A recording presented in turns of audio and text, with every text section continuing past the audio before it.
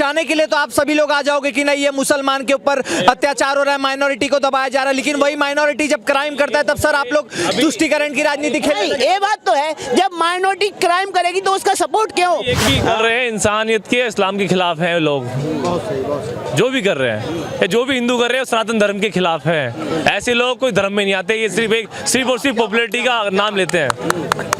इस्लाम, चलो इसका कोई धर्म नहीं होता, ठीक है मैं मान रहा हूँ, लेकिन ऐसा क्यों होता है कि मतलब जो भी ये सब दंगा में आते हैं या फिर टेरर अटैक में फंसते हैं या फिर क्राइम में फंसते हैं वो most of the community Muslim ही क्यों होती है सर? नेता असुद्दीन ओवैसी वो क्यों कहते रहते हैं? वो हमारे नेता नहीं है, वो अपनी पॉलिटिक्स कर रहे हैं, अपनी रोटी गर्म कर रहे हैं। वो तो अपने मुंह से कहते हैं हम आपके हमारे नेता श्री नरेंद्र मोदी जी हैं, हमारे वो नेता है, हम उनको नेता मानते हैं। पूरे विश्व में सबसे मजबूत छवि बना रखी है, लोग चाइना देखता है तो आगे गाड़ के देखता है, तो आगे गाड़ के देखते हैं उसको, ये है नरेंद्र मोदी। सीए के खिलाफ में शाहीन बाग में सबने बिरयानी खाई, बहुत बड़ा साल भर बैठे रहे, 1 मिनट सर, लेकिन अगर यही इस चीज में तो बोलेंगे, और ये यूनिफॉर्म सिविल कोड के टाइम आप क्यों नहीं जाके बोलते?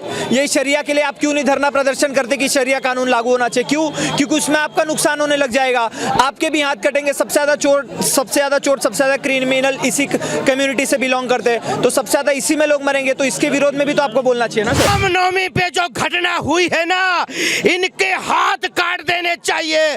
मैं तो यही कहूंगा कोई ऐसी चीज कर लो ये लोग सुधर जाए, नहीं तो सुधारने के लिए वो दिन दूर नहीं कि बाबा जब पीएम बनेंगे तो तुम मुंह दोगे सारे के सारे। ममता, और दिन दूर नहीं जब बंगाल की जनता तुझे उखाड़ के फेंक देगी, समझ में आई?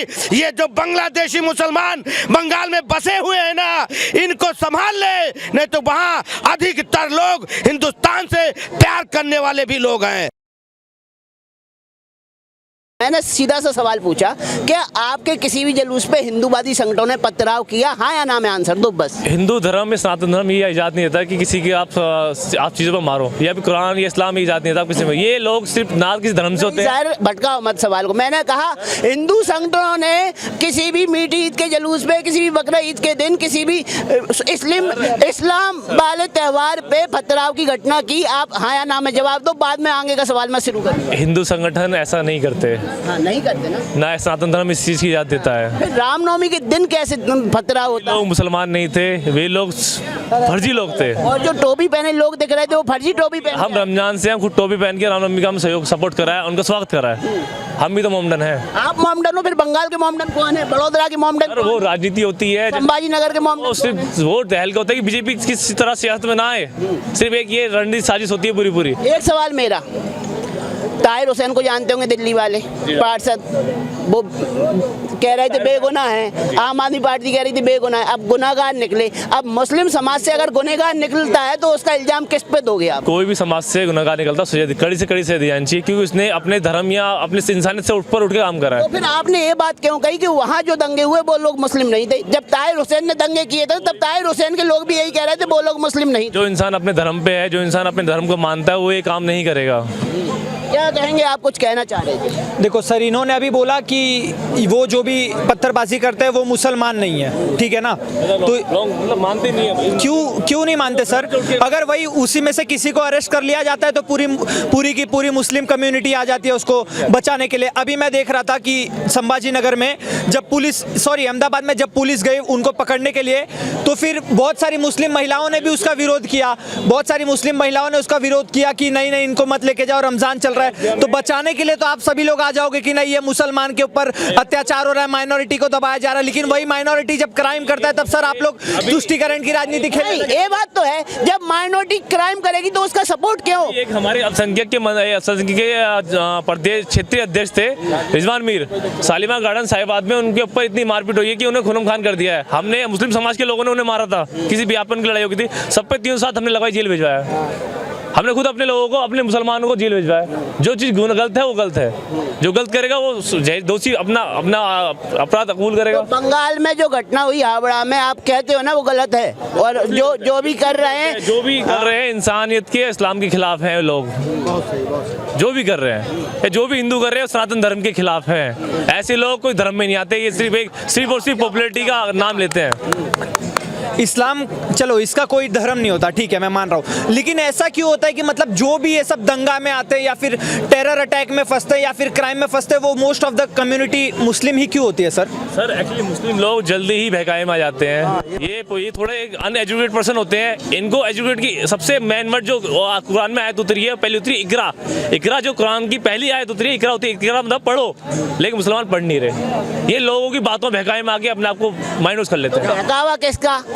मौलानाओं का, मदरसों का। तो उनका इस्तेमाल कर रहे हैं वोट बैंक के लिए। कभी मदरसे गए? जी आप कभी मदरसे गए? ऑब्वियसली मैं मदरसे पढ़ाई करी है। पढ़ाई की है तो वहाँ किस तरह की शिक्षा आपको मिली गई? सर बेकार इंसानियत की शिक्षा मिलती है। ये सबको मिलजुल करो, भाईचारा। ऐसा सिर्फ गलत नेगेटिविटी दिखाई जा रही है मदरसे में कि ऐसा कुछ होता है। किस प्रकार कुछ नहीं। पाकिस्तान में लोगों को हिंदू को बुरा कहते हैं, मैं नहीं मानता कि यहाँ हम परेशान रह रहे हैं। पाकिस्तान के लोग कहते हैं हिंदुस्तान के मुसलमान परेशान है, हम उनसे बेहतर रह रहे हैं। यहाँ पे हम पाकिस्तान के लोग से बेहतर रह रहे हैं। हमारा अपना देश है, किसी के बाप का देश नहीं है। ये हमारे नेता असुद्दीन ओवैसी वो क्यों कहते रहते हैं? वो हमारे नेता नहीं है, वो अपनी पॉलिटिक्स कर रहे हैं, अपनी रोटी गर्म कर रहे हैं। वो तो अपने मुंह से कहते हैं हम आपके। हमारे नेता श्री नरेंद्र मोदी जी हैं, हमारे वो नेता हैं, हम उनको नेता मानते हैं। पूरे विश्व में सबसे मजबूत छवि बना रखी है। लोग चाइना देखता है तो आगे गाड़ के देखता है, तो आगे गाड़ के देखते हैं उसको। ये है Narendra Modi.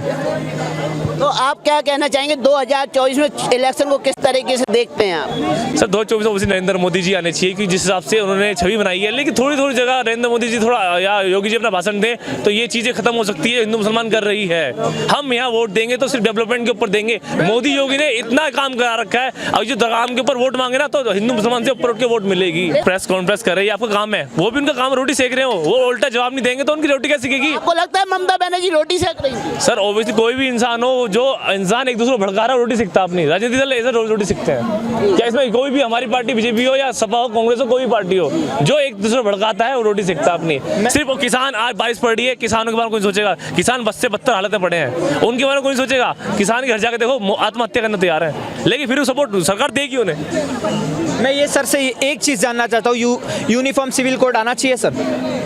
Uniform civil code, देखो यूनिफॉर्म सिविल कोड किसी मजहब आयुक्त कोई पर्दा कर रहा है या किसी मजहब में कोई इंसान अपने एहतराम कर रहा है, अपनी इज्जत या कुछ चीज़ का एहतराम कर रहा तो नहीं आना चाहिए। तो मतलब सर कोई भी धर्म चले वो आपके कंफर्ट के हिसाब से चले। अब जैसे कुछ चोरी वगैरह कर ली तो शरिया में कानून है, हाथ काट दो, तो उसके लिए तो उसके सपोर्ट में देखो सीए के खिलाफ में शाहीन बाग में सबने बिरयानी खाई, बहुत बड़ा साल भर बैठे रहे। 1 मिनट सर, लेकिन अगर यही इस चीज़ में तो बोलेंगे, और ये यूनिफॉर्म सिविल कोड के टाइम आप क्यों नहीं जाके बोलते?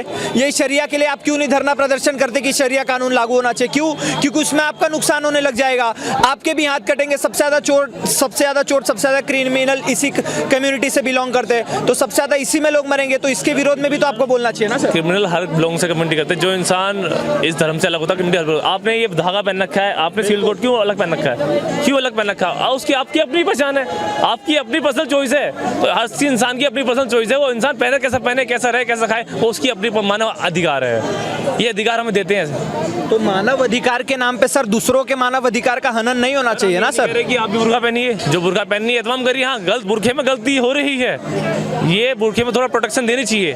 बुरखे में गलती हो रही है, बुरखे में लोग आ रहे हैं, उल्टे काम कर रहे हैं, बदनाम कर रहे हैं कम्युनिटी को, ये चीज़ गलत है। मैं मानता हूँ चीज़ गलत है, लेकिन बुरखा सर उस पर्दा एक हया है, शर्म है। कोई पर्दा करता है, हमारी गाँव की औरतें घूंघट में रहती हैं, हमारी यहाँ की औरतें घूंघट में रहती, सबकी अपनी अपनी चॉइस है। रामनवमी पे जो घटना हुई है ना, इनके हाथ काट देने चाहिए। मैं तो यही कहूंगा, कोई ऐसी चीज कर लो ये लोग सुधर जाए, नहीं तो सुधारने के लिए वो दिन दूर नहीं कि बाबा जब पीएम बनेंगे तो तुम मुंह दोगे सारे के सारे। बहुत अच्छी तरह से बता रहा हूं तुमको।